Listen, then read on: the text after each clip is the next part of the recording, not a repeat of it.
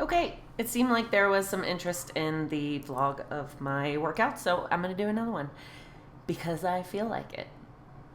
So here we are going into my bench workout, and I started off with a couple reps at 135 because I knew that would feel pretty good and give me a good idea of what I was capable of doing for the rest of the day. And this is a pause bench because I'm training for a powerlifting meet, but also because that's the variation that was assigned. So I went up to 145. I did 150 last week. I wanted to see how well the 145 would move, and I would say it moved pretty well, which you can see with the shake of my head. That means I felt like I was good to go right up to the 155.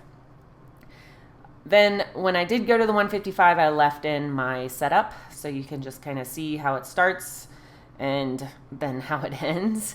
But essentially, I want to get my grip, get my shoulders set. I'm going to shove myself up onto my toes, hips up. I used to drive myself back under the bar, but the bench is too sticky.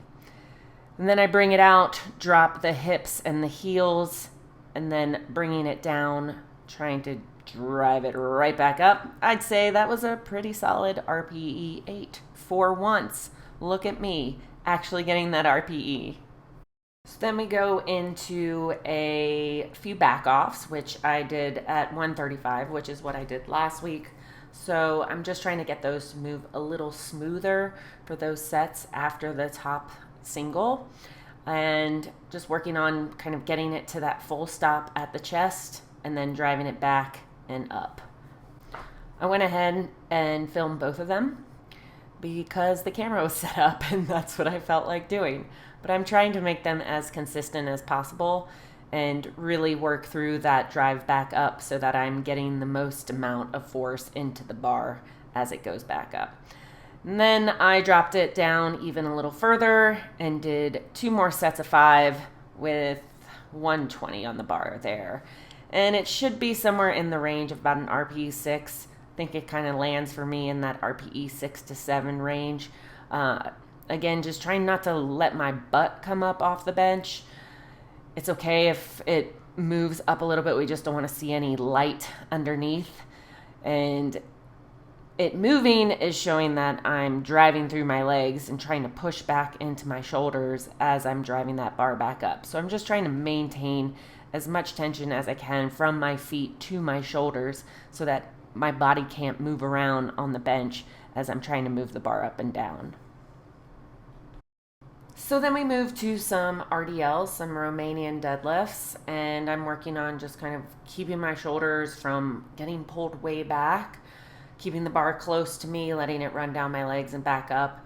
And I also happen to be wearing straps when I do this, so I think I did a little closer view of putting those straps on. They are really a pain in the butt, but they make the RDL a lot more tolerable because then I'm not as concerned about my grip and I can hold on to a heavier weight and get a little more work done on that posterior chain. So that was a warm-up. Then I took it up to 205, which is what I did last week, but I'm not inclined to add weight every week to these. I'm trying to make sure that I can recover from them and kind of move in the way that I want to move.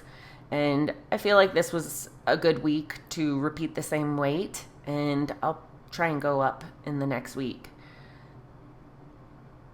I thought they were all right. So I wanted to show how to put the straps on because they can be a real pain in the butt, like I said. So I let this video run a little bit. So what you'll see is I'm going to help out the non-dominant hand and kind of wrap that strap around. I don't need to wrap it on itself. I can wrap it to the side. But the key here is that I tilt that left hand forward because that helps to make the right hand tighter. Because I can make that left hand as tight as I want, but the right hand is kind of, left to its own devices.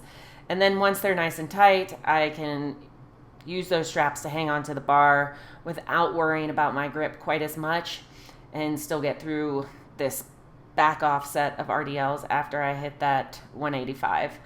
You can see I'm using my belt and my breath and all the things that I need to do to kind of create all that tension that I want in my body.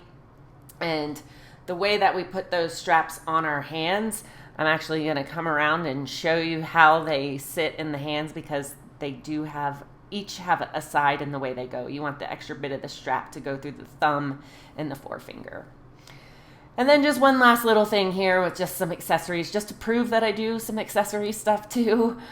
These were just feet up dumbbell bench, and I love how it focused in on the other bench and not me, but just trying to build up the weight that I can hold in my hands for these dumbbell bench. And you can see I reset at the top, take a breath, and then I kind of get it down, go right back up to the top. When I'm done, I'm going to turn those bells slightly, and then I'm going to bring them to my knees, because that's going to make it easier for me to get out of that position, and I let the momentum kind of roll me up.